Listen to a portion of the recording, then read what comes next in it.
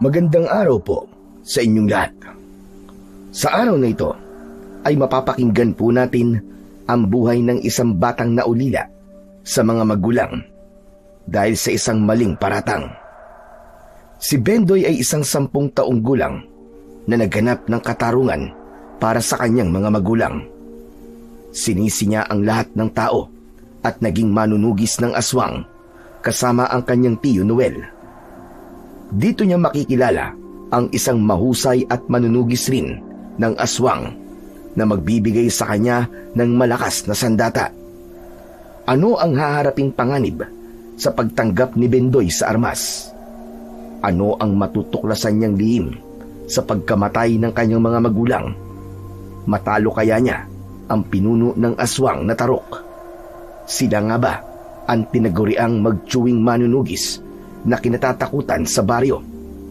Sama-sama po nating pakinggan ang pakikipagsapalaran at paghahanap ng hustisya ni Bendoy para sa kanyang mga magulang. Ngunit bago po ang lahat, mga idol, huwag po nating kalimutan mag-subscribe at i-hit ang notification bell sa aking YouTube channel na The Voice Addict at Apong Isaac para sa mas marami pang makapigil hiningang kwentong aswang at katatakutan mula sa mundo ng kababalaghan. Umpisahan na po natin ang kwento. Inay! Itay! Isko! Ang mga magulang ko, Chong! Pinatay nila ang mga magulang ko! Walang awa nilang sinunog ang bahay namin! Halika na! Tara na! Bitiwan niyo ang kamay ko, Chong! Kasalanan niyo to! Hindi po natin dapat sila iniwan! Hindi to tamang oras para magsisiyan tayo. Tara na! Wala nang oras, baka makita nila tayo! Iwan niyo na ako! Wala na akong pakialam kung abutan nila ako rito. Sila ang dapat na matakot sa akin dahil pinatay nila ang mga magulang ko. Magbabayad sila. Papatayin ko silang lahat.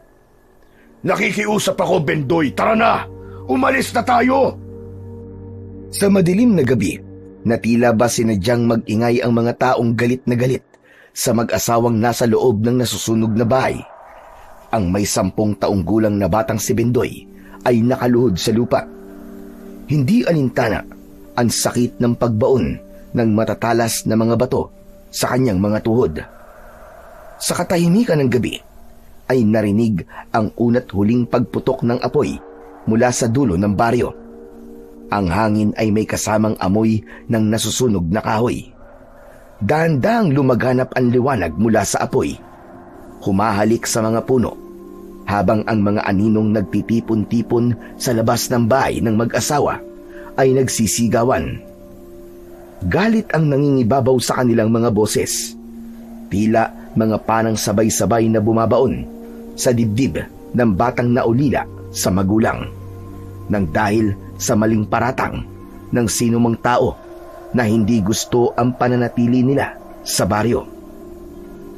Umagos ang dugo sa kanyang bibig mula sa nakagat niyang labi dahil sa labis-labis na galit.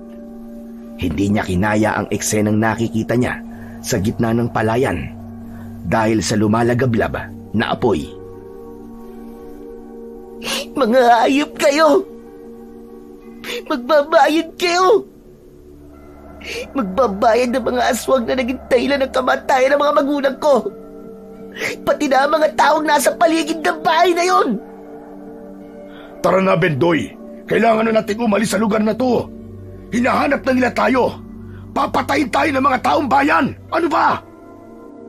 Hindi pinansin ni Bendoy ang malakas na pagkakahila sa kanyang damit nang may 45 taong gulang niyang tiyuhin para lang makaalis sa lugar na yon. Hindi niya inaalis ang kanyang paningin sa mga tao habang hawak ang sulo na nagsisilbing tanglaw at sandata. Sa loob ng bahay na nasusunog, walang gumagalaw. Sa bawat pintig ng apoy ay tila pako na bumara sa kanyang lalamunan. Ang puot sa kanyang dibdib ay nagtutulak sa kanya para pumatay ng mga taong naging dahilan ng kamatayan ng kanyang mga magulang. Ang bahay na minsan ay tahimik na tahanan lamang, ngayoy mistulang altar ng panibugo at tatak ng paghihiganti niya para sa lahat. Tuluyan siyang hinila ng kanyang tiyo Noel para ilayo sa masukal na kagubatang yun, kasabay ng paglingon ng mga tao sa gawi na kanilang pinagtataguan. Bilisan mo! Nariyan na sila! Nagsusumigaw ang isip ni Bendoy habang tumatakbo. Gusto na lamang niyang balikan ang mga tao at patayin ang mga ito. Wala siyang ititirang buhay. Lahat ng sumira sa kanyang masayang pamilya ay sisiguraduhin niyang magiging miserable ang mga buhay. Walang natira ni isang gamit si Bendoy, maliban sa nag-iisang pana na hawak niya. Habang ang palaso ay nasa likod niya, tinuong nila ang masukal na kagubatang walang tiyak na patutunguhan. Sama-samang taong bayan sa muling pagtugis sa magtsuwin sa pag-aakalang sila ay pamilya ng mga aswang. Walang nakakaalam na sila ay isang pamilyang manunugis ng mga kampon ng kadiliman. Sila ang lihim na nagliligtas sa mga taong inaatake ng mga nilalang na nagtatago sa dilim. At dahil sa mahirap silang kalaban, kumalat ang maling balita tungkol sa kanilang mga pagkatao. Ngayong hinahabol na sila ng taong bayan, natitiyak niyang may natutuwa sa nangyayari sa kanila at may masayang aswang dahil namatay ang kanyang mga magulang. Bilisan mo, Bendoy! Malapit na nila tayong maabutan! Hindi natin kailangan tumakbo, Tiyo Noel. Hihintayin ko sila rito. Hindi ako makakapayag na walang mananagot sa pagkamatay ng mga magulang ko. Mga hayop sila! Nasisiraan ka na ba ng ulo, ha? Marami sila at wala tayong laban sa malakas nilang puwersa, lalo na sa kanilang mga sibat. Tignan mo nga ang palaso mo. Nag-iisa na lang yan. Kaya tara na! Halika na! Bitiwan niyo ang kamay ko. Hindi na ako sasama sa inyo dahil kasalanan niyo kung bakit sila namatay. Paano kung magiging kasalanan, ha, Bendoy? Baka nakakalimutan mong kapatid ko ang namatay. Kaya wag kang umasta na para bang ikaw na lang ang nawalan ng pamilya dito. Kung nasaan man si Gabriel at Leda, malulungkot sila kung pati ikaw ay mapapahamak. Kaya halika na, wag ka na magmatigas pa dahil papatayin nila tayo dito. Dahil sa kanilang pagtatalo, ay naabutan na sila ng mga tao. Halos mapuno ng liwanag ang buong gitna ng kagubatan dahil sa mga ilaw ng sulo. Dito niya nakita ang kapitan nila mismo, ang namuno sa pagtugi sa kanila. Si Kapitan Tiago, na minsan niya nang tinulungan, ay siya pang pumatay sa kanyang mga magulang. Pinaratangan ng mga magulang niya na isang pamilya ng mga aswang na tarok. Sila ang mga nilalang na kumikilos na parang asong nauulol. Yun ang salot na kumakalat sa kanilang baryo. Ang mga taong may kilos na parang may rabis ng aso ay tanda ng isang hawa ng pagiging aswang na tarok. Huwag niyo nang subukan tumakas! Sumuko na kayo! Para ano? Para silaban kami sa harap ng mga tao? Nang bumango ang pangalan mo sa mga tao na sasakupan mo? Pagbabayaran niyo to. Hindi ko kayo mapapatawad. Pagkatapos ko kayong iligtas ng ilang beses laban sa mga aswang, paparatangan niyo kami mga kampo ng kadiliman. Sana pala, hinayaan ko na lamang kayong mamatay. Hindi mga aswang ang mga magulang ko at alam niyo yan. Mabuting tao mga magulang ko. Wala silang inaargabyadong tao. Pero may nakakita sa kanila, Bendoy. Marami nagpapatunay na sila ay mga aswang. Nakita ko rin sila na pumasok sa loob ng bahay nyo. Ang mga magulang mo dahilan kung bakit marami ang aswang sa lugar na to. Tumutupad lang ako sa akin tungkulin. Sige na, damputin sila Bendoy at Noel. Igapos sila.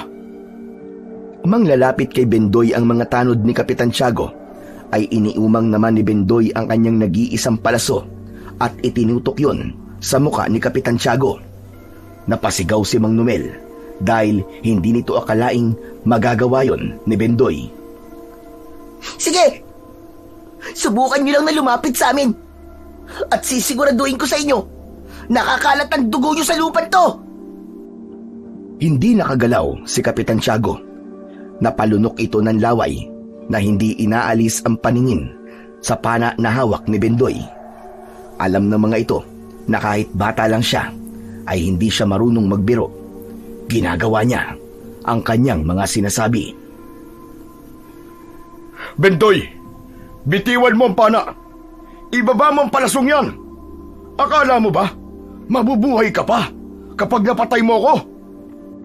Wala na akong pakialam sa buhay ko. Basta't mapatay ko lang kayo. 2 buhay ang kinuha niyong lahat sa akin.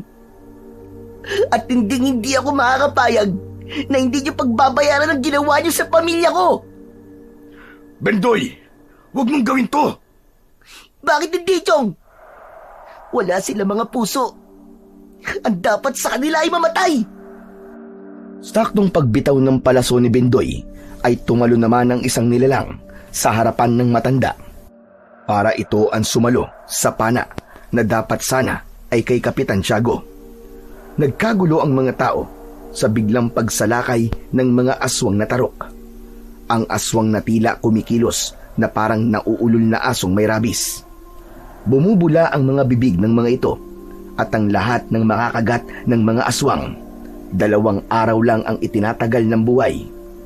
Kapag namatay ay muling mabubuhay bilang isa ng ganap na aswang na may anyong taong usa at may 4 na kamay. Kapag nasa anyong aswang ay wala nang maaalala kahit sariling pamilya ay pinapatay na ng mga ito. Nagkagulo ang lahat, napuno ng ingay ang buong paligid. Kumalat sa lupa ang mga nabitiwang mga sulo. Ibinuhos ni Bendoy ang kanyang galit sa mga nilalang na naging dahilan ng pagkamatay ng kanyang mga magulang. Hinawakan niya ang palaso at yun ang ginamit niyang sandata laban sa mga aswang. Isa-isa niyang pinagsasasaksak ang mga leeg ng mga aswang at wala siyang takot na pinilipit niya ang mga ulo ng mga ito. Habang si Mang Noel naman ay hawak ang 2 yantok na walang tigil din sa pag-atake ng palo sa ulo ng mga kalaban. Ang mga natitigilang mga tanod ay nagulat nang kumilos ang magtsuhin. Pinatay nila ang mga aswang sa harap mismo ng mga ito. Napaatras ang mga kalaban at iniwan ang mga taong may mga sugat sa katawan. Tandaan niyo ang araw na to. Babalik ako. Maniningil ako sa ginawa niyo sa mga magulang ko. Lahat ay makakatikim ng paghihiganti ko. Hindi kami ang mga aswang. Kami pa nga nagbibigay ng proteksyon sa inyo para manatili kayo ligtas sa lahat ng oras. Pero dahil sa ginawa niyo, lilisanin namin ang baryo niyo at mamamatay kayo sa gabi-gabing pagsalakay sa inyo ng mga aswang na tarok. Wala lang magtatanggol sa inyo at patutunayan kong kami ang nasa likod kung bakit nananatiling tahimik ang baryong to. Walang gustong magsalita nang marinig ang sinabi ni Bendoy. Bakas sa mga mukha ng mga tao ang labis na pagsisisi at pagkapahiya sa nagawang kasalanan sa taong naging dahilan kung bakit ligtas sila laban sa mga aswang. Umagos ang masaganang luha sa mga mata ni Bendoy nang lisanin niya ang lugar na yon. Naiwan ang mga tao sa gitna ng kagubatan. Nagpakalayo-layo silang magtiyo. Pagkalipas ng 5 buwan, magmula ng mangyaring yun, ay binalot ng galit ang buong pagkatao ni Bendoy. Nakatira sila sa karatig baryo ng baryong nagtaksil sa kanila. Magkasama silang naninirahan sa kakahuyan bilang manunugis ng aswang. At sa tuwing nagpapakita sila sa mga tao, ay kinatatakutan na sila dahil nakilala sila bilang isang malupit at walang awang pumaslang ng mga aswang. Pero ni minsan ay hindi na naging maganda ang pakikitungo ni Bendoy sa kanyang tiyuhin. Lihim siyang nagalit dito. Isinisisi niya rito ang nangyari sa kanyang mga magulang. Kung hindi ito nakipagtalo sa kanyang ama at naglayas, ay hindi niya ito susundan para kausapin. Ang pagkakamali lang niya ay hindi niya kinausap si Mang Gabriel. Nabaling ang kanyang atensyon sa pagkaing nakahain sa lamesang gawa sa kawayan. Kumain ka na. Napapansin ko na ilang araw ka nang hindi kumakain ng maayos at palaging walang kibo at tulala. Ano ba tumatakbo sa isip mo? Hindi mo ko kinakausap ng maayos. Ayos lang po ako. Wala lang po akong ganang kumain. Walang ganang kumain o umiiwas ka lang sa akin para hindi tayo makapag-usap. Kung sa tingin mo ay kasalanan ko nangyari kay Gabriel, sige, maglaban tayo. Lalaki sa lalaki. At ipakita mo ang galit mo sa akin. Patayin mo ko kung gusto mo. Kung hindi ka po kapatid ni tatay, nung gabing nasa gubat pa lang tayo, pinatay na kita. Kaya wag niyo po akong pipiliting lumaban sa inyo. Dahil ayoko po magmadali ng desisyon. Hindi ba't galit ka? Patunayan mo. Labanan mo ko at hindi kita uurungan. Alam mong wala akong kasalanan sa nangyari sa kapatid ko. May pinagtalunan lang kami ng gabing yun. Kaya lumayas ako. Pero hindi ibig sabihin at sinundo mo ko ay kasalanan ko na. Kahit nandun ka pa, masusunog at masusunog pa rin ang bahay nyo. Imbis na sa akin ka magalit, bakit hindi ang taong nasa likod ng paggawa ng maling kwento ang hanapin mo? Siya ang paslangin mo. Kahit hindi niyo po sabihin, Tiyo, yan po talaga ang gagawin ko. Babalik na ako sa baryo natin. Ikaw ang bahala kung sasama ka. Pero naniniwala akong nandun lang ang taong nasa likod ng pagkamatay ng kapatid ko. Balita ko marami nang nagkalat na aswang na tarok sa lugar na yun. Wala po akong pakialam kung ubusin ng mga aswang na tarok ang lahat ng mga taong nakatira dun. Mabuti nga yun. Madali ko silang mapapatay. Bendoy, kung naririnig ni Leda at Gabriel ang mga sinasabi mo, malulungkot sila dahil malaki na ang ipinagbago mo. Naging mabuti po tayong tao, Tinuel. Pero anong iginanti nila? Kamatayan ng mga magulang ko at ng kapatid nyo ang naging kapalit. Hindi ko alam kung paano ka nagbago, Bendoy. Pero ito lang ang masasabi ko sa'yo. Mali ang gumanti sa mga taong nakagawa sa'yo ng kasalanan. Chong, pwede po ba? Pabayaan nyo na lang ako. Huwag nyo na akong pinakikialaman. Hindi kita maaaring pabayaan. Lalo na at hindi ko na alam kung ano nga ba ang tumatakbo dyan sa isip mo. Ang hirap mo nang basahin. Parang hindi na ikaw ang pamangkin ko. Natuto lang po ako sa mga nangyari. At hindi na ako gagawa ng mabuti para sa kanila. Bakit po kayo? Parang baliwala lang sa inyo mga nangyari kay tatay.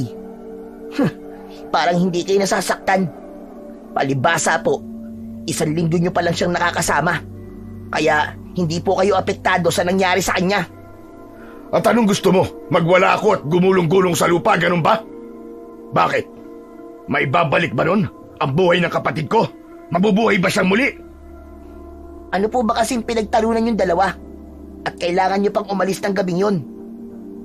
Hindi na mahalaga kung anong pinagtalunan namin. Wala na siya at wala na magbabago para malaman mo pa kung ano ang dahilan. Aalis na tayo mamayang gabi para bumalik sa baryo. Sapat na ang mga natutunan mo sa pagsasanay. Panahon na para harapin ang mga kalaban natin. Tila naramdaman ni Bendoy ang galit sa salitang binitiwan ng kanyang tiyuhin. Sa isip niya ay magagawa na niyang maipaghiganti ang kanyang mga magulang sa mga aswang na naging dahilan ng pagkamatay ng mga ito. Pagsapit ng gabi ay naghanda na sila ng mga dadalhin sa paglalakad. Sa baryo ng Mapulan ay hindi nauuso ang sasakyang dimotor. Madalas na ginagamit sa kanilang lugar ay kalabaw o kabayong may kalesa.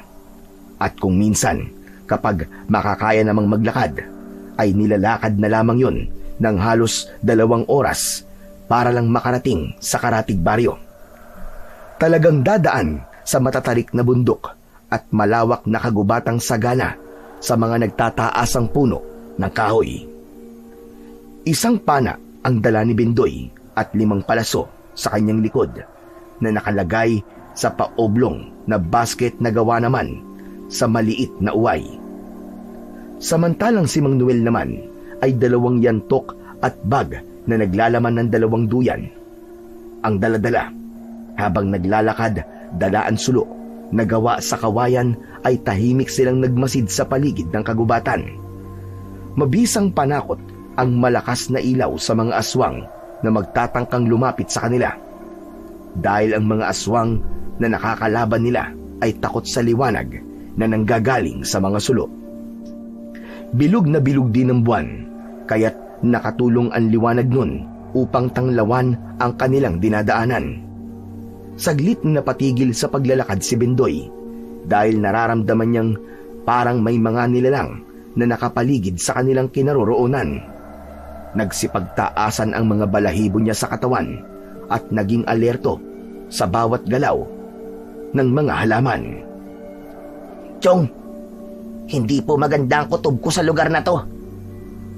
Lalo natin bilisan maglakad. Tara na. Hindi po, Chong. Nararamdaman ko pong napapalibutan na po nila tayo. Papatayin ko po muna ang ilaw. Ipapakita ko sa kanila na hindi ako natatakot sa kanila. Tigilan mo na nga muna ang kayabangan mong bata ka. Hindi sa lahat ng oras, tapang ang paiiralin mo. Kailangan mo pa rin ng diskarte.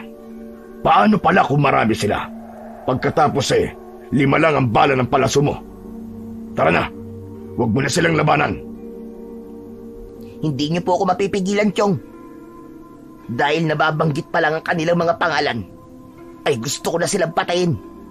Papatayin ko ang lahat ng mga aswang na tarok at wala akong ititira ni isa sa kanila. Hindi na napigilan pa ni Mang Noel ang pagpatay sindi ng sulo ni Bendoy. At doon nga ay tumambad sa kanilang paningin ang 2 pares ng mga mata na nagbabagang kumukurap mula sa madilim na bahagi ng kakawyan. Inihanda ni Bendoy ang dala niyang pana sa kabinalahan yun ng palaso. Itinutok niya yun sa 2 pares ng mga matang hindi umaalis sa unahan ng kanilang kinatatayuan. Bigla niyang binitiwan ng tali ng kanyang pana. Bumaon yun sa katawan ng nilalang na nagtatago sa makapal na halaman. Bumagsak ito sa lupa. Kitang-kita niya kagad ang malausang sungay ng aswang. Sapat na para masabing yun na nga ang mga aswang na tarok. Kasabay ng pagbagsak ng halimaw, ang sabay-sabay rin na pag-atake ng iba pang mga aswang na naroon sa bahaging yun. Lahat ay lumantad sa liwanag ng buwan habang habol ang mga hininga dahil sa galit. Kalahating tao at kalahating usa ang nasa kanilang harapan. Mahahaba ang mga pangil sa bibig at ang malasangan nitong dila ay nakadagdag sa mabangis nitong mga anyo. Ganon din ang 4 nitong mga kamay at ang paa na parang sa usa. Nakatayo ang mga ito at mapupula ang mga mata. Tila nakaharap sila sa demonyo dahil sa sungay nitong mataas at mabukang sanga. Napaatras si Bendoy, samantalang si Mang Noel naman ay inihanda ang gamit sa pakikipaglaban sa mga aswang. Sinasabi ko na sa'yo na hindi ka dapat naging maraas sa mga kilos mo. Nakita mo na ang ginawa mo, Bendoy. Hindi ako natatakot sa kanila, Chong. Kaya tayo babalik sa baryo ay para tugisin ang mga aswang na tarok, di ba? Napagandaan ko na po ito. At kahit isang hamak lang po akong bata, ay lalabanan ko sila. Kahit buhay ko pa ang maging kapalit. Sa likod mo, Bendoy! Hindi na nga nakapalag ang kalabang umatake sa kanyang likod nang salubungin niya ang aswang na tarok ng gamit niyang pana. Tinamaan ito sa leeg at nagpasirko-sirko siyang lumapit sa bumagsak na aswang sa lupa. Binunot niya ang nakabaon na palaso sa leeg nito at muling ibinala sa kanyang pana. Kailangan niyang maging mabilis upang hindi maubos ang kanyang palaso. Sabay asinta naman niya sa ibang aswang na tarok na sumugod sa kanya. Habang si Mang Noel ay patuloy na iniiwasan ang mga aswang. Para itong naduwag sa mga kalaban, isang malakas na paghila sa tali ang ginawa niya at pinuntirya niya sa dibdib ang kalaban. Bumaon ang kanyang palaso. Akma na sanang lalapitan niya ito, ay bigla naman niyang naramdaman ang pananakit ng kanyang sikmura. Bumalandra siya sa puno dahil sa malakas na kamaong tumama sa kanyang tiyan. Tumayo ka, Bendoy! Yan ang nga ba ang sinasabi ko eh! Pinilit na tumayo ni Bindoy at muling binalahan ng palaso ang kanyang pana. Isang marahas na pagbitaw ang ginawa niya at ang aswang na tarok na sumuntok sa kanyang sikmura ang agad niyang pinatamaan sa noo ng kanyang palaso. Bumagsak ito sa lupa at mabilis niya yung nilapitan para bunutin uli ang palaso. Kaya lang ay muli siyang tinamaan sa dibdib ng isa pang taong usa na humuhuni ng nakakakilabot na tunog na masakit sa tenga. Para magtawag pa ito ng mga kasamahan. Bumagsak siyang pasadsad sa lupa at naitukod niya ang kanyang pana. Sa kamalas-malasan ay nasira yon at nabitiwan niya. Nagkaroon siya ng gasgas sa hita na mas lalong nagpalabas sa galit niya. Hindi niya pinansin ang sugat at ang nasirang pana niya. Sa halip, kumuha siya ng 2 palaso at pinutol ang tangkay nun. Inipit niya yon sa 2 niyang kamay at yun ang gagamitin niyang sandata laban sa mga aswang. Ayaw niyo kaming tantanan ha? Parang hindi kayo nauubos! Si Bindoy ang unang lumapit at sumugod sa mga aswang. Nakipaglaban siya habang si Mang Noel ay tila paatras ang pag-atake at hindi niya yun matanggap. Paanong ang kanyang tsuin ay biglang natakot sa mga aswang. Ito pa naman ang kanyang inaasahan pagdating sa pakikipaglaban. Mabilis siyang tumawid sa pagitan nila ng aswang at patalon niya itong inatake ng dulo ng palaso. Bumaon ang kanyang sandata sa ulo at batok ng aswang at hindi niya ito tinigilan ng pagsaksak hanggat hindi ito bumabagsak sa lupa. Saktong pagbagsak nito sa lupa, ang biglang pagtalon sana sa kanya ng pinakamalaking taong usa. Ngunit may humarang at sumalo sa pag-atake sana ng aswang.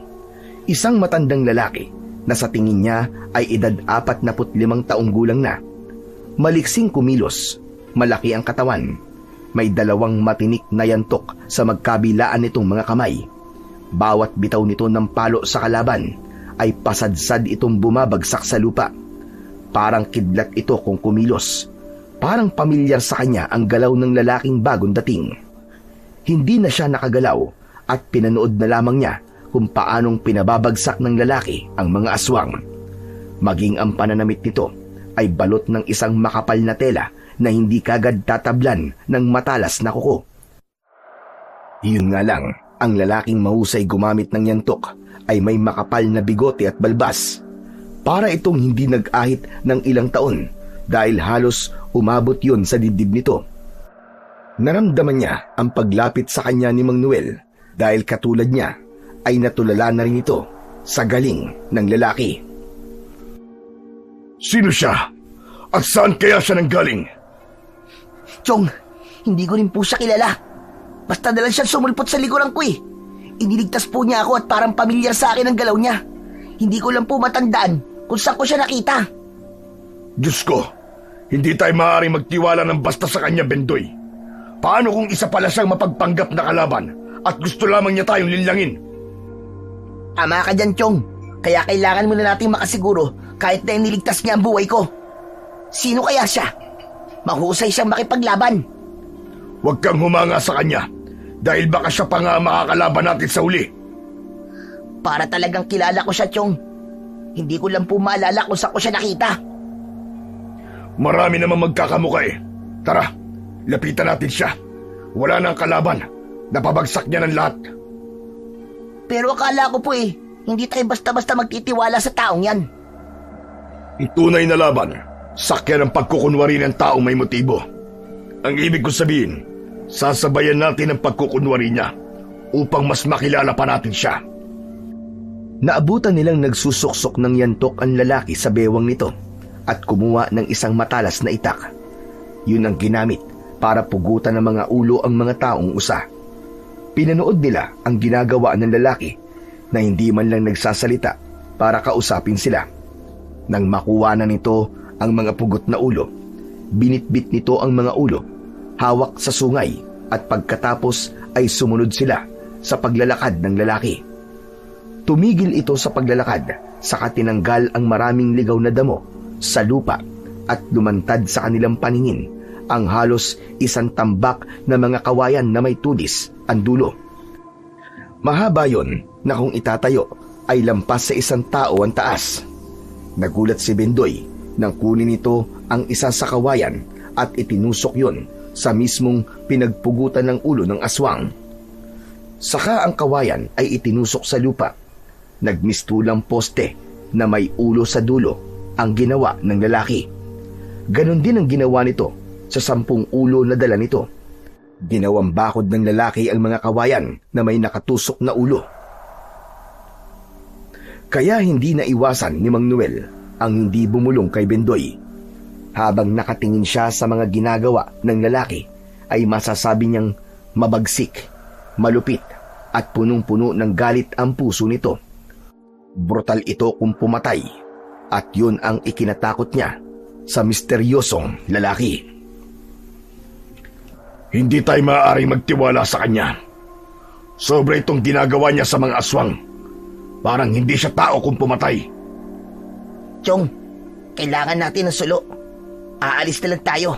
Huwag na natin siya kausapin. Balak niyang hindi magsalita eh. Pero nilapitan ng konti ni Bendoy ang lalaki na abala pa rin sa pagtutuhog o pagtutusok sa mga pugot na ulo para magpasalamat. Ngunit hindi nga ito nagsalita. Kaya naman, sinindihan na niya ang natitirang sulo na nadala nila. At sa pagkalat ng liwanag sa kanyang kinatatayuan, ay nanlaki ang kanilang mga mata nang makita ang mga linya ng bakod na may mga pugot na ulo sa dulo. Ang iba ay naaagnas na at ang iba ay bago pa lang at tumutulo pa ang dugo sa kawayan at pumapatak sa lupa. Saka lang niya nalanghap ang mabahong amoy ng nabubulok na laman ng aswang na tarok. Halos magkasabay silang napataklob ng palad sa bibig nang makita nila ang nakakakilabot na itsura ng lugar. Sino ka bang tao ka?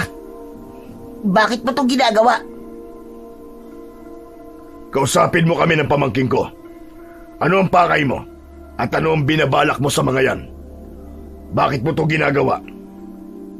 Imbis na sumagot, ay humarap ito sa kanila. Isang malalim na buntong hininga at bakas sa muka ng hindi pa nakikilalang lalaki ang galit at pagtitimpi nitong huwag silang kausapin. Ngunit napako ang tingin nito sa nakatayong si Bendoy bago lumapit ang tingin sa nakatayong si Mang Noel. Saka lang nila narinig ang boses ng lalaki. Dahil hindi dapat silang mabuhay. Masahol pa sa kamatayan ng mga yan ang gagawin nila kapag tayo naman ang inatake nila. Walang puwang sa baryong ito ang takot at kahinaan ng loob. Kung mahina ang loob niyong lumaban sa mga aswang na tarok, ang mabuti pa ay umalis na kayo sa lugar na to. Mamamatay lamang kayo rito. Dito talaga kami nakatira. At hindi po kami aalis dito. Hindi rin po kami natatakot mamatay. At may dahilan kung bakit kami nandito. Eh ikaw, ano po ang dahilan nyo at pumapatay kayo ng mga aswang at pagkatapos ginagawa nyong ganito? May silbi ang ginagawa ko para katakutan ako ng mga aswang na magtatangkang manggulo sa baryong ito. Patutunayan ko na hindi ako natatakot sa kanila. Pero imposibleng wala kang dahilan kung bakit ka naging malupit sa pagpaslang sa mga aswang na yan. Anong sabi mo? Malupit? Kulang pa yan sa lahat ng ginawa niya sa pamilya ko. Kaya kapag nakumpleto ko ng 100 ulo ng mga aswang na tarok, ay sisilaban ko sila na sabay-sabay. Susunugin ko sila sa harap mismo ng kanilang pinuno. Lintik lang ang walang ganti. Naiintindihan na ni Bendoy kung saan nanggagaling ang galit ng matandang kaharap niya. Dahil naranasan na rin niya kung paanong mawalan ng mga magulang at kung paano niya yon pinapanood habang walang nagagawa kundi ang umiyak lang. Walang makakapigil sa pag-asik ko ng lagim para sa mga aswang na tarok. Ako ang magsisilbing anino ng mga aswang ngayon. Ako ang magsisilbi nilang si kamatayan. Wala kaming karapatang pigilan ka sa ginagawa mo. Pero saan ka ba nakatira? Taga rito ka ba? Manunugis talaga ako ng mga aswang. At nanggaling ako sa malayong baryo. Dahil doon ko nabalita ang maraming aswang. Iniwan ko ang pamilya ko.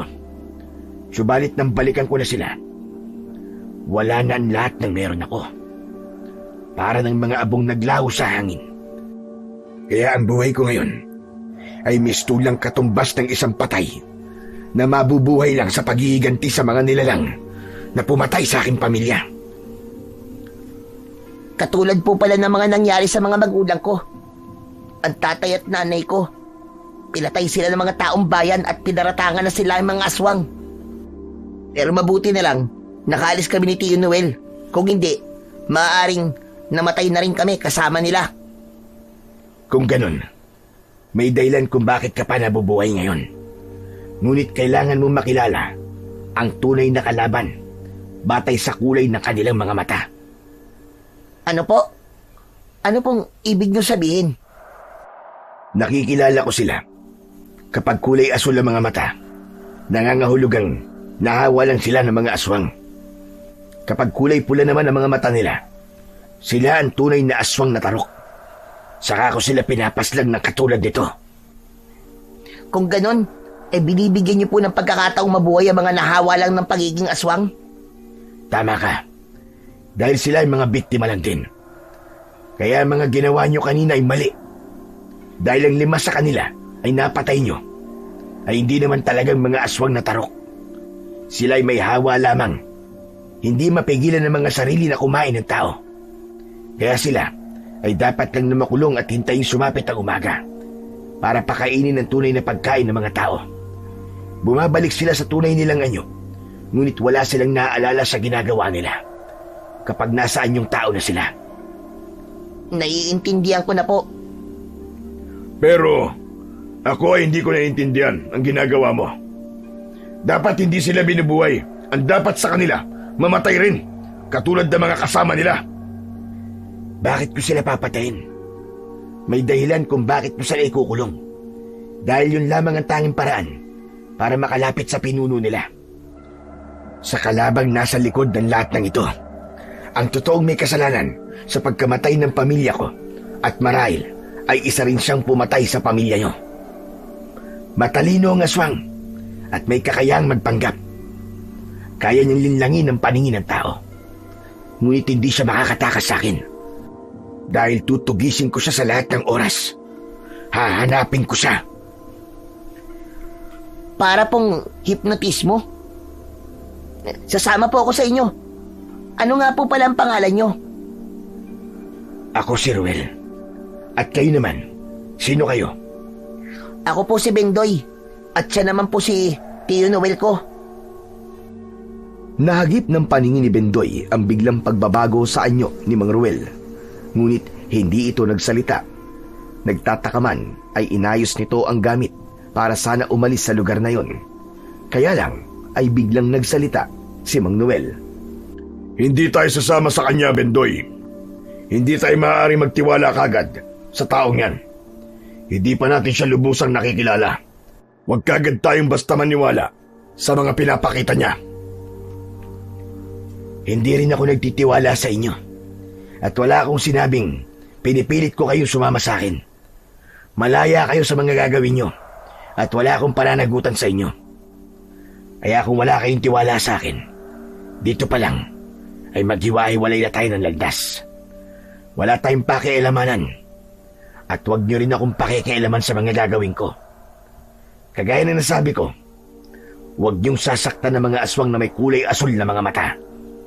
Dahil hindi sila totoong kalaban dito, kundi sila ay mga biktima rin. Sige po, mabuti pa nga po maghiwa-hiwalay na lang po tayo ng lakad.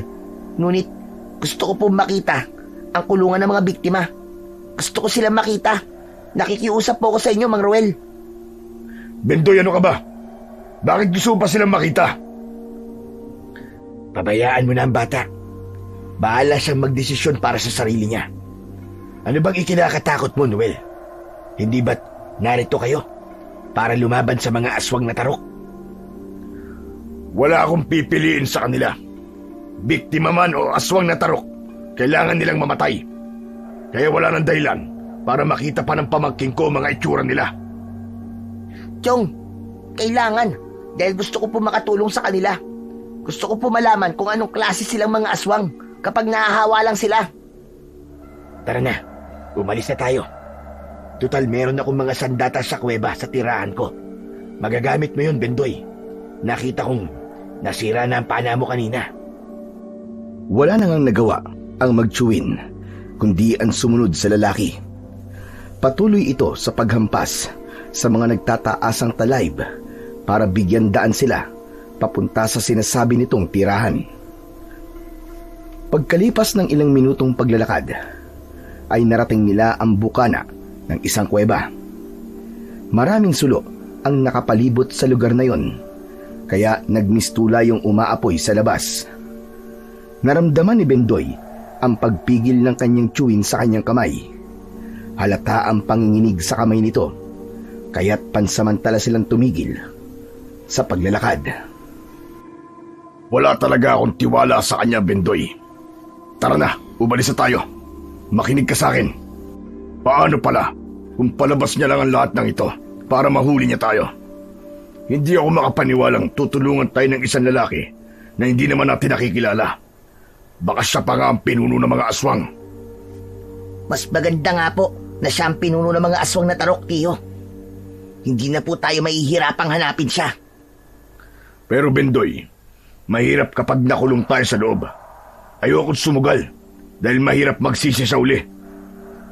Mas magsisisi po ako sa uli kapag wala po akong ginawa para makita kung ano po nasa loob ng kuweba. Saka, magaan po ang loob ko sa kanya, Chong.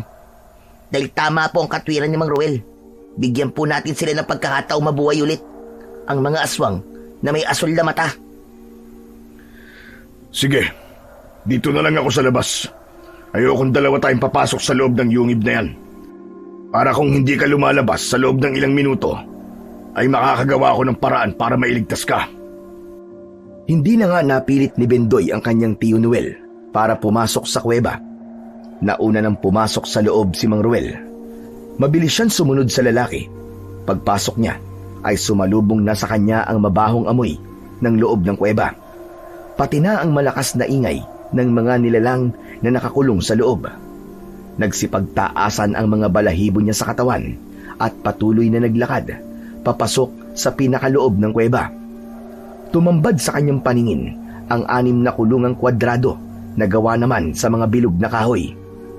Nagkagulo ang mga aswang na tarok nang makita siya na nakatayo sa tabi ni Mang Ruel. Nakatingin din ito sa mga umaangil na mga nilalang. Habang nakahalukip-kip ang mga braso, wala siyang nararamdamang panganib kay Mang Ruel. Hindi niya alam kung bakit palagay ang loob niya sa lalaki. Marami sa kanila ang mga nadadamay dahil sa patuloy na pagdami ng mga aswang na tarok. Hanggang ngayon, ay hindi pa rin ako nakakahanap ng gamot na magtatanggal sa kanilang mga hawa. Ngunit naniniwala akong ang dugo lamang ng pinuno ang makakatanggal sa kanilang pagiging aswang. Paano niyo po nasisigurong ang dugo lamang ng pinuno nila ang makakatanggal po sa kanilang pagiging aswang? Dahil sa kanya nagsimula ang lahat ng ito. Paano po makikilala kung ang pinuno po nila ang makakalaban natin? Yun na nga mahirap, Bendoy. Higit na mas malakas ang aswang na tarok, lalo na kapag marami na siyang nahawa. Kakaiba siya sa lahat dahil kaya niyang magpalit ng anyo anumang oras niyang gugustuhin. Sa madaling salita, kaya niyang magpalit ng anyo kahit tirik ang araw at kaya niya ring pigilan ang pagiging aswang niya kahit oras ng pagpapalit ng anyo niya. Kakaiba nga po ang mga mata nila, Mang Ruel. Tama ka. At isa sa mga yan ay ang mismong kapitan ng baryong ito. Wala lang natira sa kanila. Wala na halos mga taong nananatiling hindi aswang. Masyado nang maraming nabibiktima ng malarabis na pagkahawa ng pagiging aswang nila. At dahil sa pinaiinom kong mga likido ng katas ng sambong, kaya nananatili silang mga buhay at nakakalampas na sa oras at araw ng kanilang kamatayan. Sa makatuwid, isang sangkap na lang ang kakailanganin ko para tuluyang mailigtas silang lahat. Ang ibang mga tao ay nagtatago na rin sa mga kuweba dahil ang mga aswang na tarok ay takot sa kulob na lugar. Kaya kung maririnig mo, malalakas ang kanilang mga pag-angil. Paraan ko naman yun para manghina sila at hindi sila makatakas sa kulungan. Hindi naman nila ikamamatay ang takot. Binabawasan lamang ang lakas nila. Matagal na pinagmasdan ni Bendoy ang mga aswang na tarok habang nakakulong ang mga ito. Hindi siya interesadong makita kung sino roon ang kapitan na nanguna sa pagsunog sa kanilang bahay, dahil hindi pa rin niya makalimutan ang eksenang yun kung paanong gumuho ang buhay niya habang nilulusaw ng apoy ang tahanang kinalakihan niya. Maya-maya pa ay umalis sa tabi niya si Mang Ruel at lumapit ito sa isang lamesa na gawa sa malapad na bato. Nakita niyang may pahabang kulay itim na tela ang kinuha nito at iniabot yon sa kanya. Gamitin mo. Makakatulong ito sa iyo para mabawasan ang kalaban natin. Tandaan mo, iwasan mong makagat ka ng mga aswang. At kung makagat ka man, kailangan mahugasan kagad ng malinis na tubig ang sugat at lagyan mo kagad ng tambal. May kasamang pantambal ang liantok na yan. Sana'y makatulong sa iyo. Marami pong salamat sa pagkakaligtas niyo po sa buhay ko, Mang Ruel. Sana nga po ay bukal po sa puso niyo ang pagtulong sa akin at sa mga aswang na naging biktima ng mga aswang na tarok. Nakahanda na po akong patayin ang pinuno nila. Nang mahawakan na ni Bendoy ang yantok, ay napansin niyang pamilyar din sa kanya ang sandata. Para bang matagal niya nang nahawakan yun. Ngunit hindi siya nagtanong dito. Nakakunot ang noo niya na hinawakan ng yantok sa kakunwaring iniumang sa kaharap. Tila nauunawaan naman ni Mang Ruel na gusto niyang subukang kalabanin ito. Humanda rin ito sa pag-atake na para bang nagsasanay lamang sila, habang si Bendoy ay natutuwang pamilyar din ang paraan nito ng paghawak ng yantok. Nauna na ngang umatake sa kanya si Mang Ruel, habang ang kanyang kamay ay pinag-aaralan pa ang paghawak sa kanyang armas na matagal niya nang hindi nasusubukan. Isang unang palo ang ginawa niya, ngunit nasalag yun ni Mang Ruel at dalawang magkakasunod na palo kagad sa kanyang braso ang iginanti nito sa kanya. Mabilis ang kamay ni Mang Ruel na parabang dumaan talaga sa matinding pagsasanay. Hindi lang ang itsura ng nilalang na makakalaban mo dapat mong isipin. Kailangan mo ng tamang pagkakataon sa pag-atake at paggamit ng panlilinlang na hakbang. Nakita ni Bendoy ang tinutukoy nitong panlilinlang na hakbang.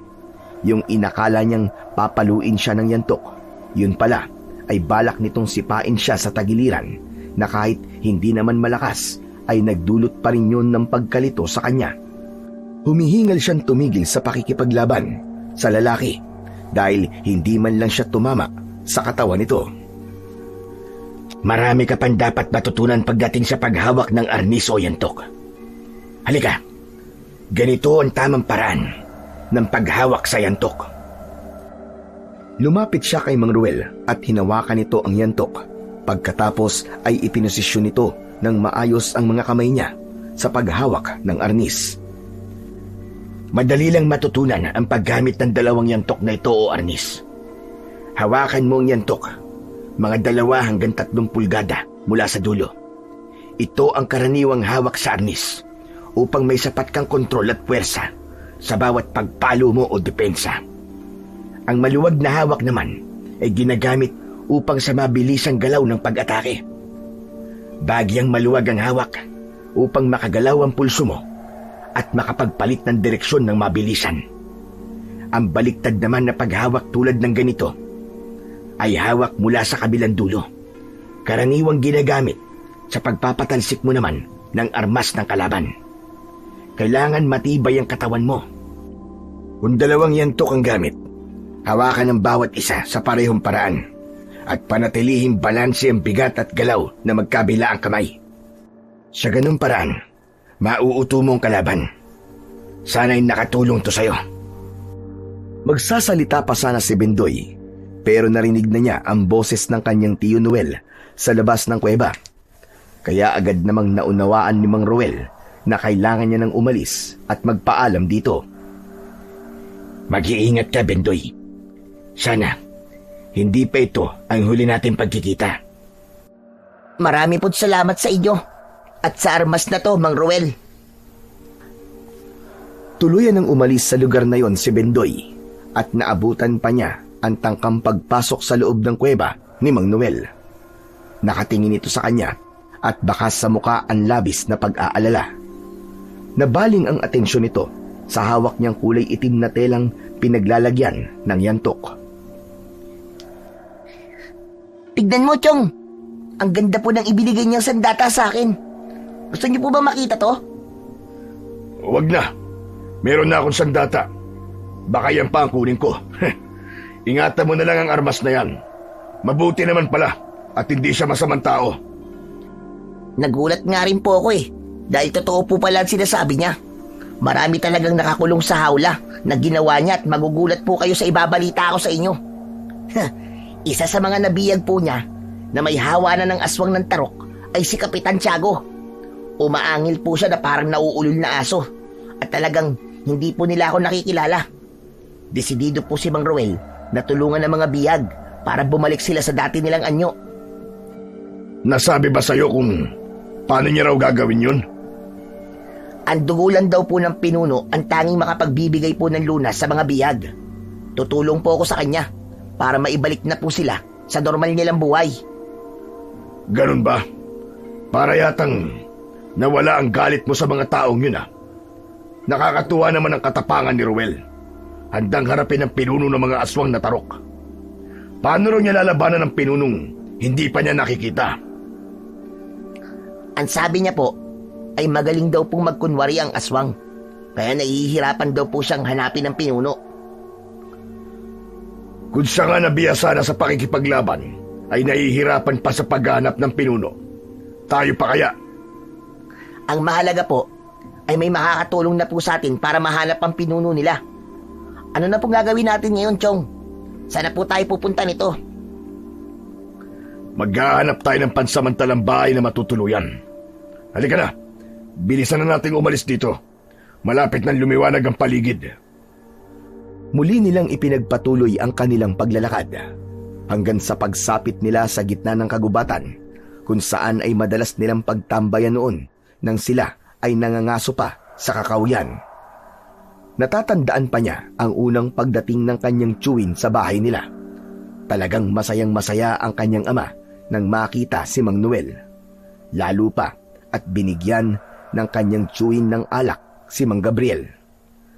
Natatandaan din niya noong 4 na taong gulang pa lamang siya nang una siyang turuang gumamit ng arnis ng kanyang tiyo Noel.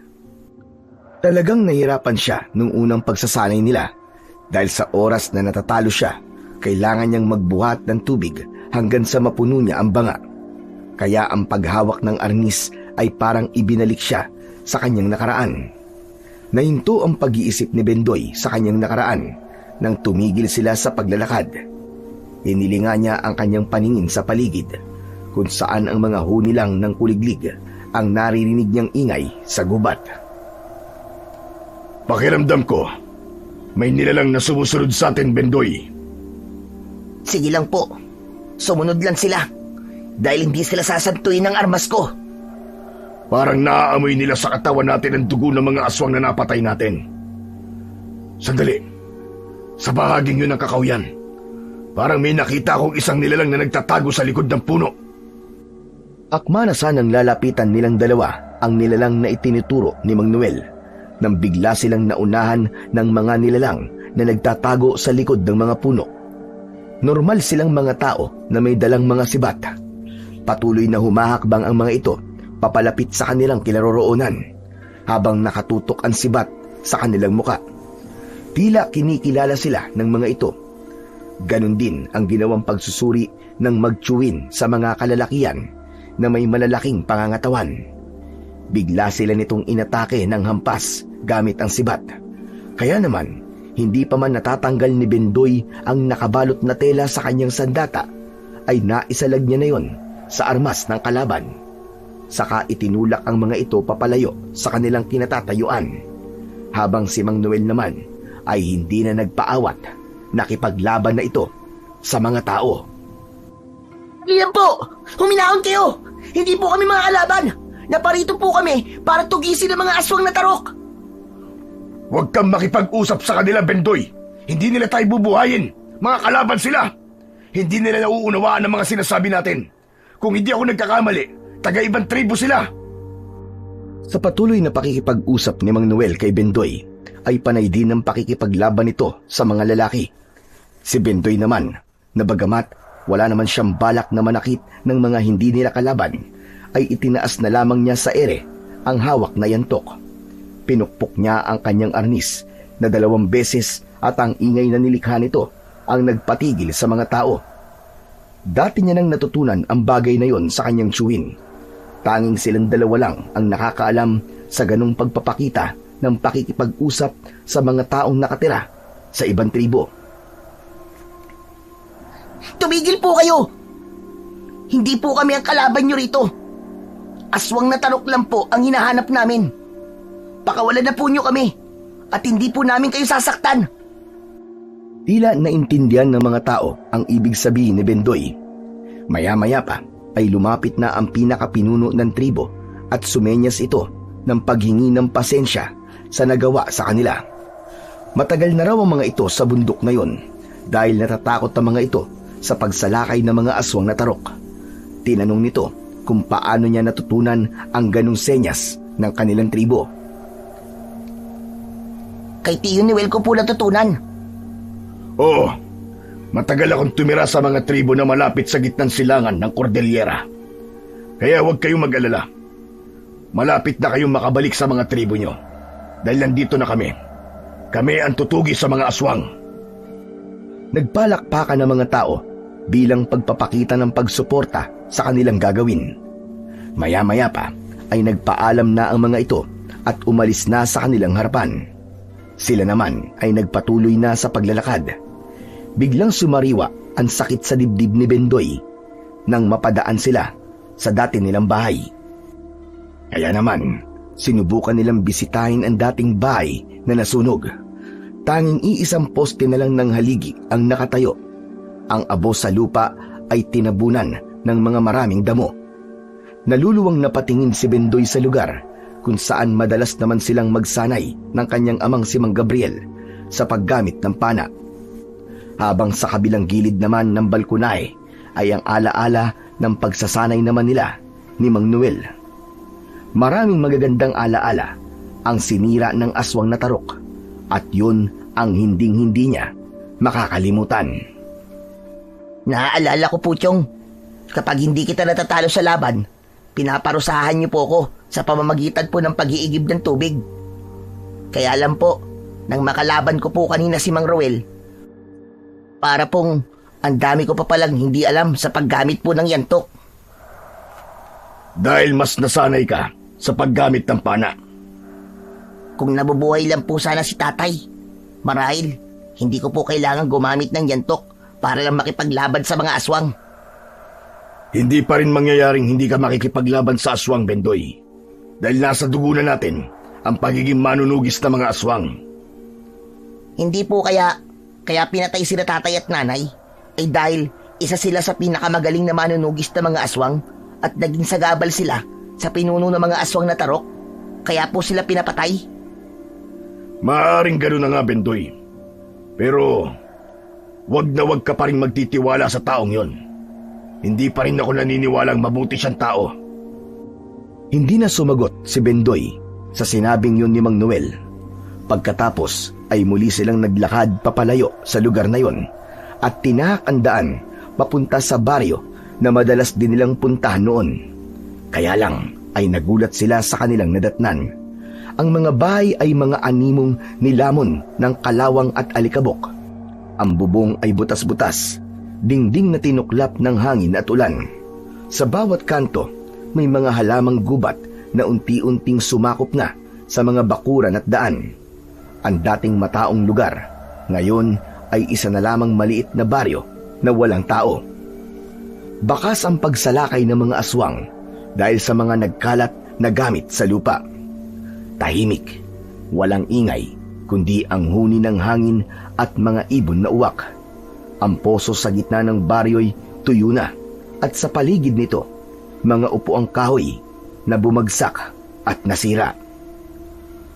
Hanggang dito pala ay nakarating na ang pamiminsala ng mga aswang. Hahanap tayo na maaari natin pansamantalang matutuluyan.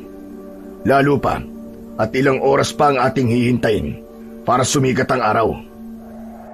Sige po, Chong. Dun po, sa bahagi ng kubo na malapit sa malaking puno ng nara. Pwede na po yun para sa atin. Mabilis na nilapitan ng magtsuwin ang nakita nilang bahay at kagad na naghanap ng lumang gasera na magsisilbing ilaw nila sa loob. Makapal ang alikabok sa sahig na gawa sa kawayan. Pagkatapos ay inilapag ni Bendoy ang hawak niyang yantok sa ibabaw ng lamesa na may nakatiwangwang na 2 platong plastik. Nilinisan niya ang kanilang mahihigaan, samantalang si Mang Noel naman ay nagpaalam sa kanya. Bendoy, lalabas na muna ako saglit. Kailangan ko maglibot-libot sa paligid ng bahay para masigurado ang kaligtasan natin. Sige po, Chong. Huwag na lamang po kayong lalayo. Dala ang sarili nitong arnis ay mabilis na itong tumakbo sa labas at naglaho ito sa madilim na bahagi ng daan, habang siya naman ay patuloy sa paghahanda ng kanilang mahihigaan. Pinispisan niya ang mga unan na nakalagay sa sulok ng higaan. Ngunit sa pagpispis niya ng maruming unan, nakita niya ang isang bagay na nahawakan ng kanyang mga kamay. Bumundol ang kanyang kaba dahil sa lumang larawan na naroroon.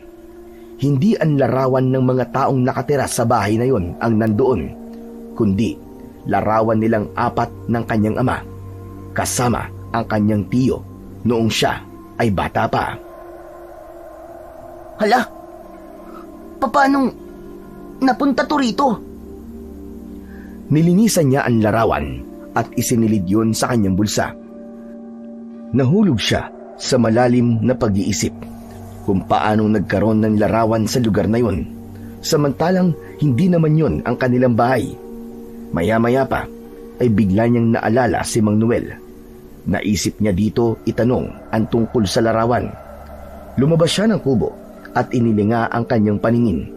Kaya lang, nagulat siya sa biglang pagsasalita ng aswang na tarok sa madilim na bahagi ng kakauyan, sa likod mismo ng bahay na kanilang tinutuluyan. Kailangan mong mamatay. Mabuti na lang at nakabalik ka na sa baryong ito. Hindi ako makakapayag na may mabuhay pa sa lahi ng mga manunugis. Sino ka? Ikaw ba nagpapatay sa mga magulang ko? Marahil, ikaw ang pinuno ng mga aswang na tarok. Nasaan ang tiyo Noel ko? Ilabas mo siya! Hindi mo na siya makikita dahil dito pa lang ay papatayin na kita. Ngayon ko masusubukan ang galing mo, bata! Hayop ka! Anong ginawa mo sa tiyo ko? Tuluyan ng nalantad sa liwanag ng bilog na buwan ang anyo ng pinuno ng mga aswang na nagtatago sa kakauyan. Ang malausan nitong ulo ay muka ng tao, ngunit kulubot ang balat. Ang kalahating katawan nito ay sa tao na balot naman ng kulay itim na balahibo sa katawan. Ang malausa rin nitong sungay na may matutulis na dulo na tila talim ng kutsilyo ay nagdulot ng kilabot sa kanya. Pati na ang malalagari nitong mga ngipin at mapupulang mga mata ay sapat ng patunay na ito nga ang pinuno ng mga aswang na tarok. Wala na ang tiyo Noel mo. Hindi na siya babalik. Biyag na namin siya. Kaya ikaw na lang. Ikaw na lang ang natitirang tao sa lugar na ito. Magiging akin din ang katawan mo at kakainin ko ang laman loob mo sa harap ng manunugis na humahabol sa akin. Kung si Mang Roel ang tinutukoy mo, kabahan ka na dahil wala siyang awa kung pumatay At kapag nagkaharap kayo ni Mang Ruel, yun na rin ang magiging katapusan mong hayop ka. Bakit mo ipinapatay ang mga magulang ko? Sumagot ka! Imbis na sumagot, ay isang malakas na pagtawa lamang ang ginawa nito. Nakatingala sa langit na parang nagmamalaki sa harap niyang napaniwala nito ang mga tao na ang mga magulang niya, ang aswang. Hindi na napigilan pa ni Bendoy ang kanyang sarili at sa isang iglap ay sinugod niya ito gamit ang kanyang arnis. Ngunit naiwasan nito ang una niyang pag-atake at gumanti ito ng kalmot sa kanya. Muntik siyang tamaan ng kuko nito sa kanyang dibdib. Umikot siya ng mabilis at inalala ang itinuro sa kanya ni Mang Ruel. Kailangan niyang patamaan ang kahinaan ng katawan ng aswang. Isang mataas na pagtalon ang ginawa ng aswang na tarok at muntik siyang tamaan ng kamao nito sa kanyang muka. Saktong pagbagsak nito sa lupa, ang pagpalo niya kagad ng 2 beses sa dibdib nito. Nagulat ito sa nakitang lakas at bilis ni Bendoy. Maging siya ay nagulat din sa kakaibang kilos niya na parang sumasabay siya sa hangin. Tila ipo-ipong hangin na bigla na lamang lumukso sa ere si Bendoy at lumabas ang malakas na liwanag sa kanyang sandata. Malatubig ang naging itsura ng liwanag, dahilan para umatras ang aswang. Tila natakot ito sa kanyang sandatang may kakaibang kapangyarihan. Paano nangyari yun? Paano nagkaroon ka ng ganyan sandata? Ang malatubig na liwanag sa akin yan, Tok, ay mabisang pangontra sa mga taong may hawa ng pagiging aswang na tarok. Hindi ba't ang may rabis na aswang ay takot sa tubig? Kaya ngayon palang kabahan ka na, dahil ito na ang magiging katapusan mo. Isang malakas na pag-atake ang ginawa niya, pasugod sa nilalang na nakatayo sa harapan niya. Hindi nito naiiwasan ang bawat pagpalo niya dahil ginamit naman niya ang panlilinlang na sinasabi ni Mang Ruel. Kaya naman, ang balat ng aswang ay kitang-kita niyang nalagyan ng latay at pasa. Bigla itong nanghina at napaluhod. Ang buong akala naman ni Bendoy ay matatalo niya na kagad ang pinuno. Ngunit nagkamali siya dahil nag-iipon lang pala ito ng lakas. At sa paglapit niya ay biglang lumitaw ang sandata nito sa kamay. Isang umaapoy na espada na ang kulay ay itim. Ang malausok na bumabalot sa armas ng aswang ay tila naglalagablab na apoy. Bigla siya nitong inatake ng sandata nito at tinamaan siya sa kanyang dibdib. Pasadsad siyang bumagsak sa lupa at nahirapang bumangon. Ngayon ka pa lang makakakita ng nilalang na sinusunog ang katawan sa pamamagitan ng usok ng espada ko. Hindi ako matatalo ng walang silbi mong sandata. Isang mataas na pagtalon ang ginawa ng pinuno ng aswang para sana ay tuluyan siyang patayin gamit ang espada nito. Ngunit sa pagbagsak ng armas nito, isang dangkal ang layo sa kanyang muka ay nakita niya ang nakaharang na pamilyar na arnis sa kanyang harapan. Sinalag ni Mang Ruel ang espada ng kalaban at ubod lakas nitong naitulak ang aswang papalayo sa kanyang kinaroroonan. Ni hindi niya napansin ang pagdating ni Mang Ruel sa kanyang likuran. Parang iniligtas na naman siya sa pangalawang pagkakataon. Halos magulat siya sa liksi at bilis ni Mang Ruel habang nakikipaglaban ito sa aswang. Bawat pag-atake at palitan ng mga ito ng pagsalag at pag-iwas ay nagawa naman ni Mang Ruel na mapalo ang mukha ng kalaban gamit ang arnis. Pasadsad itong bumagsak sa lupa habang bumubulwak ang dugo sa noo ng pinuno ng aswang. Isang mataas na pagtalon ang ginawa ni Mang Ruel at nagawa nitong masakyan sa dibdib ang kalaban. Malakidlat nitong nailabas ang bote at nakuhaan agad ng dugo ang pinuno ng aswang. Ngunit isang malakas na pagsuntok sa muka ang ginawa ng aswang na tarok kay Mang Ruel. Kaya naman, bumagsak si Mang Ruel ng pasadsad sa lupa. Nagkaroon ng pagkakataon si Bendoy na bumangon at lumaban na rin sa pinuno ng aswang. Kaya lang, muli siyang tinamaan ng suntok nito sa kanyang dibdib at bumagsak din siya sa lupa katabi ni Mang Ruel. Agad na tumakas ang pinuno ng aswang at naiwan silang nakahiga sa lupa. Mabilis na bumangon si Mang Ruel para alalayan siyang tumayo. Ayos ka lang ba? Anong masakit sa'yo? Ayos lang po ako, Mang Ruel. Biyag po nila si Tio Noel. Kailangan po natin silang tulungan. Tutulungan mo siya sa ganyang kalagayan? Ano ba nangyari? Paano nakuha ng aswang na yun ang Tio Noel mo? Ang sabi lang po niya, ay biyag na raw po niya ngayon si Tio Noel ko. Nakikiusap po ako, Mang Ruel. Tulungan niyo pong mailigtas ko ang tiyo ko. Siya na lang po natitira kong pamilya. Pero kailangan na munang gamutin ang sugat mo. Halika, sumama ka sa akin. Pupunta tayo sa kuweba. Gagamutin ko na muna ang sugat mo sa katawan. Lalo pa, at nakakuha na ako ng dugo ng pinuno ng aswang. Masusubukan ko na kung mapapagaling nga nito ang mga may hawa ng pagiging aswang. Pasensya na po. Pero kailangan ko pa pong hanapin si Tio Noel eh. Nasa panganib po siya. Hindi ako makakapayag na umabol ka na mag-isa sa pinuno ng mga aswang. Walang nagawa ang sandata mo sa kapangyarihan niya. Nararamdaman kong mahihirapan tayong labanan siya. Ang kailangan natin ngayon ay tamang pagpaplano. Pero, Mang Ruel, paano po ang tiyo ko? Walang mangyayari sa kanyang masama. Marahil ay gagamitin ng aswang na yun ng Tio Noel mo para mapatay ka. Ang hindi ko lang talaga maintindihan ay kung bakit gusto kanyang patayin. Hindi ko rin po alam, Mang Ruel. Basta po, nabanggit niya kanina na hindi raw po siya makakapayag na may natitirang lahi ng manunugi sa baryo to. Balak talaga nila akong patayin at hindi ko pa po alam kung bakit kailangan niyang gawin yun sa akin. Naguguluhan din ako. Ngunit kailangan mong mag-ingat. Halika na. Tulungan mo akong gamutin ng mga biyag dahil sila lang ang makakapagturo sa akin kung nasa nagtatago ang pinuno ng mga aswang. Hanggat nasa anyo sila ng aswang, wala silang maaalala para makapagsabi sa atin kung sino ang totoong pinuno nila. Kung ganun po, sa oras po na balagyan ng kanilang labi ng dugo ng pinuno nila, ay maaalala nila kung sino sila at kung sino ang pinunong may gawa sa kanila? Tama ka. Ang mga biyag mismo magtuturo sa atin kung saan natin matatagpuan ang tirahan ng pinuno nila. Teka, sandali lang po, Mang Ruel. Napansin ko pong tila nagbago ang hawak kong yantok kanina. Nagkaroon po ito ng malakas na liwanag na malatubig ang epekto laban sa pinuno ng mga aswang. Dahil ang armas na ibinigay ko sa iyo ay makapangyarihan. Pag-aari yan ng kapatid kong namatay. Ibinigay yan sa amin ng lolo namin.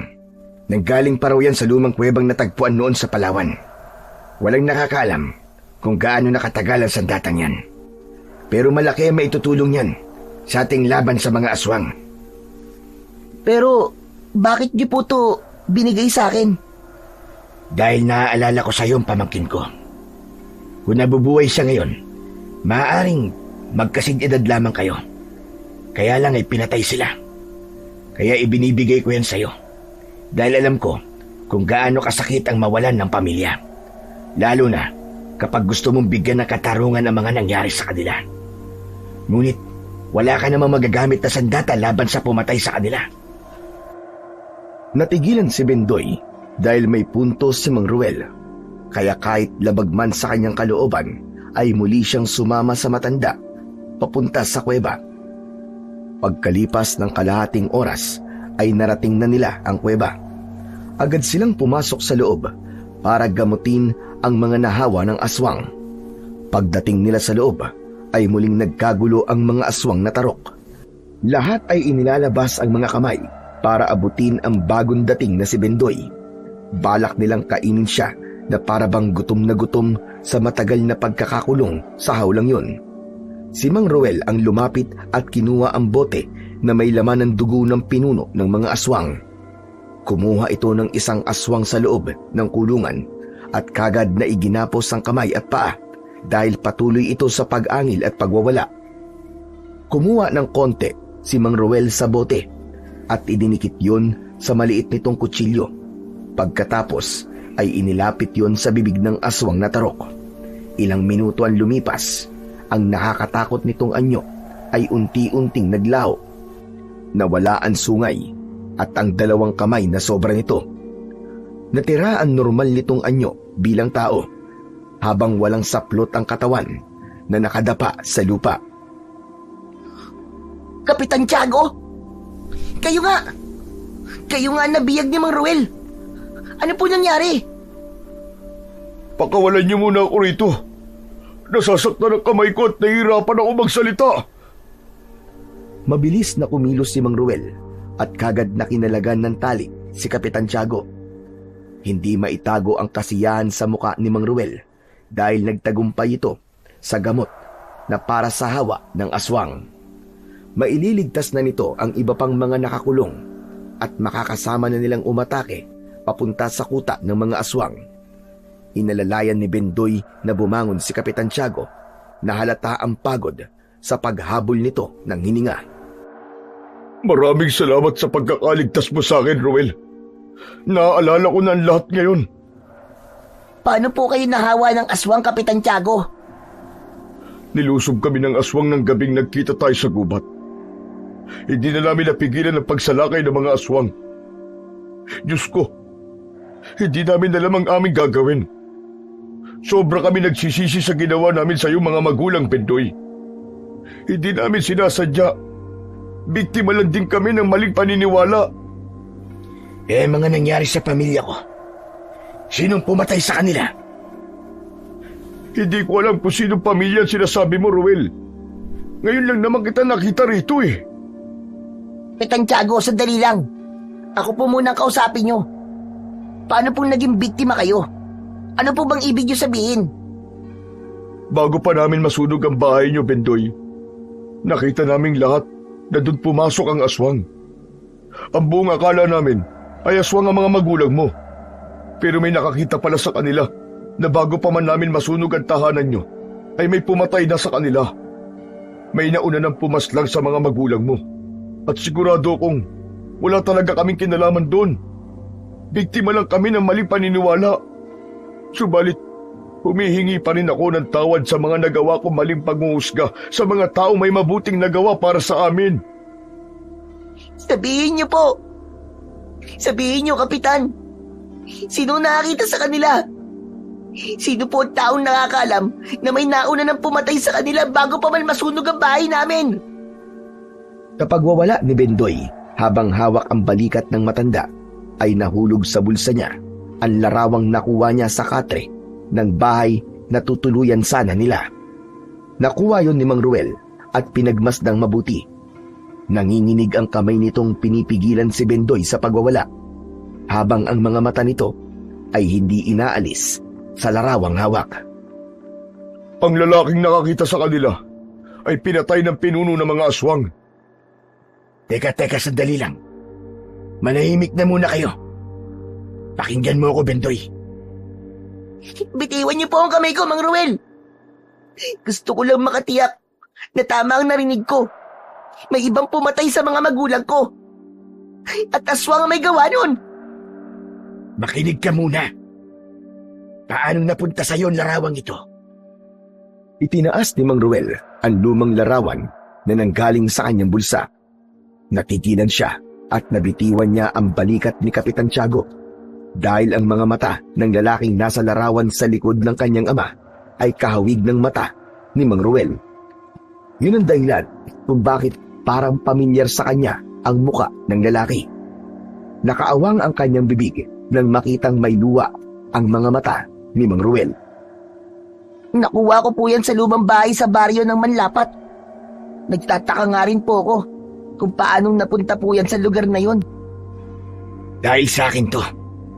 Ako natulog sa bahay na tiniluyan nyo kanina ni Noel. Naiwan ko ang larawan doon. Ito ang kaisa-isang litratong alaala ko sa sinasabi kong pamilya na pinatay ng aswang at sinunog ng taong bayan. Ngayon ang tanong ko, sagutin mo.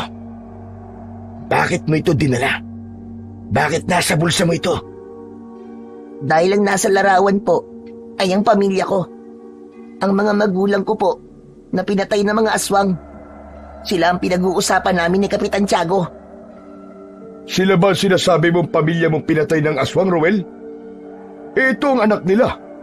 Siya lang ang nakaligtas dahil kasama niya si Noel sa pangangaso habang sinusugod namin ang bahay ng pamilya mo. Pero kagaya na sinabi ko, patay na sila nang dumating kami roon. Hindi ko sila basta pamilya lang. kundi kapatid ko si Gabriel. Teka, sandali lang po. Baka po nagkakamali po kayo.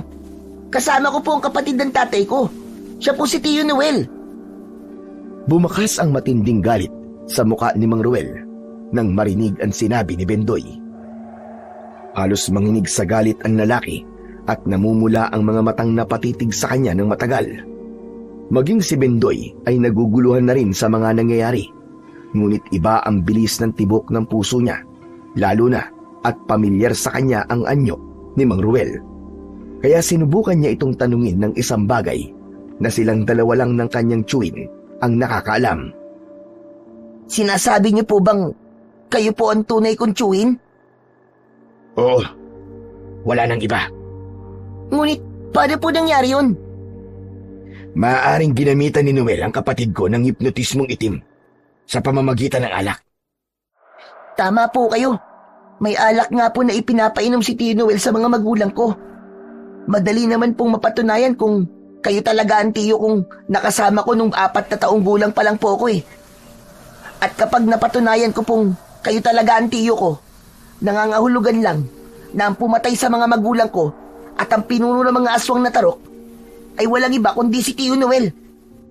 Dati po tinuruan ako ng kapatid ni tatay na kapag natalo ako sa laban namin ng arnis, ay pinag-iigib niya ako ng tubig.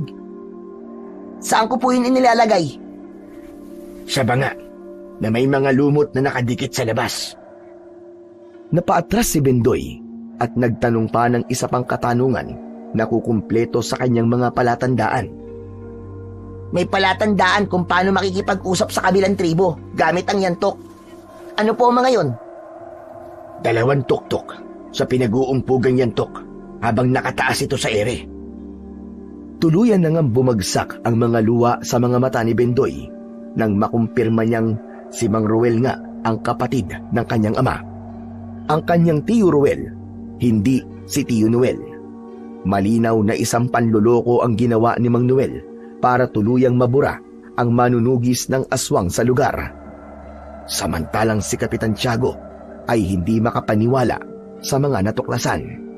Dahil maging ito ay napaniwala ni Mang Noel na kapatid nga ito ng kanyang ama. Halos magwala sa galit si Mang Ruel at napayakap ng maigpit kay Bendoy.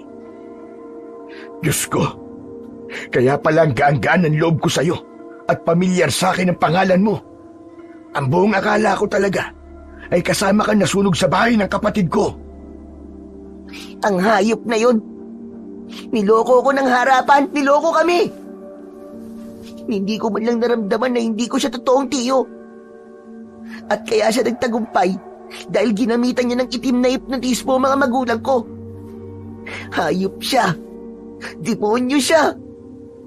Magbabayad siya. Papatayin ko siya, Tio Ruel. Huminahon ka muna, Bendoy. Ang kailangan natin gawin ngayon ay pag-isipan na mabuti kung paano siyang mapapatay. Sa oras po na makaharap ko siya, Tio Ruel, gawin niyo po ang lahat para makuha ang dugo niya. Ililigtas ko po ang mga nahawa niya ng pagiging aswang na tarok.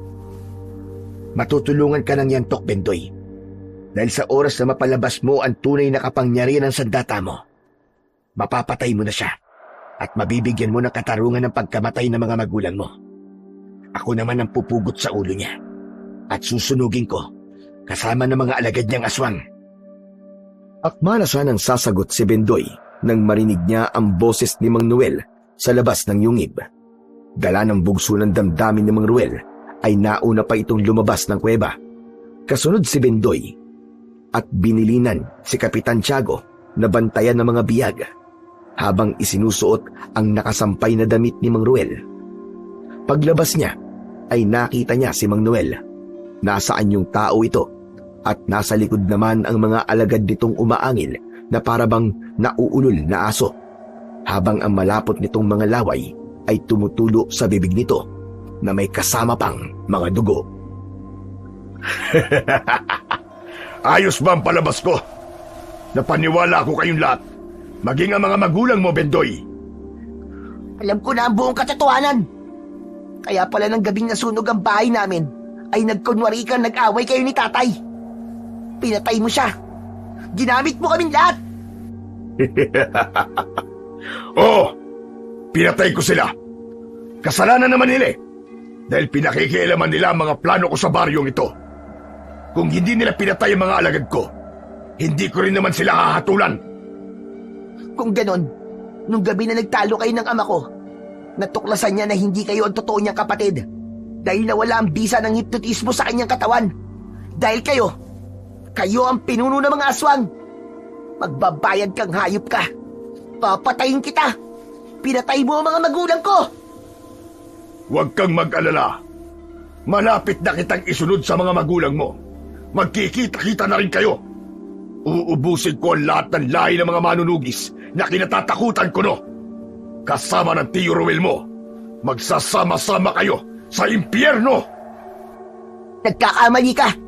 Dahil mauuna kang pumunta sa impyerno. Sisiguraduhin ko yan sa'yo. At ikaw, kayo na mga alagad mo, ang uubusin ko mga lahi.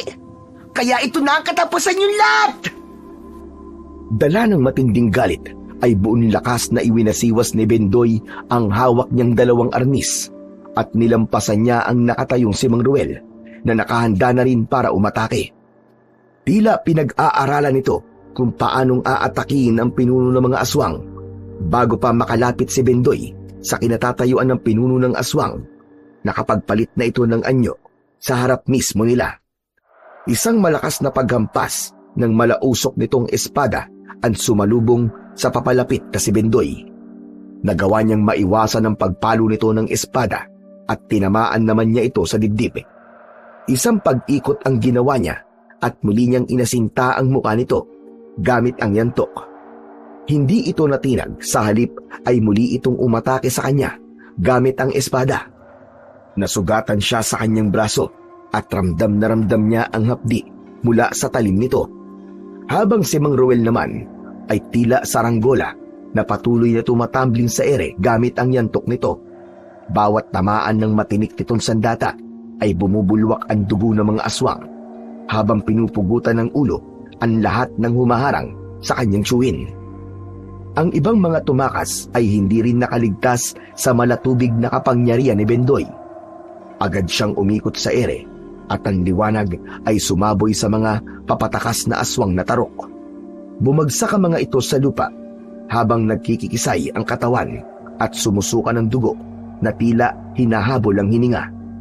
Bumubula ang mga bibig na parang umaakyat ang malatubig na epekto nito sa ulo, kasabay ng pagtirik ng mga mata ng mga aswang. Hindi na kayo makakatakas sa akin kahit na maubos niyo ang aking mga alagad. Hindi ko hahayaang matalo niyo ko. Hindi mauuwi sa wala ang lahat ng mga paghihirap ko.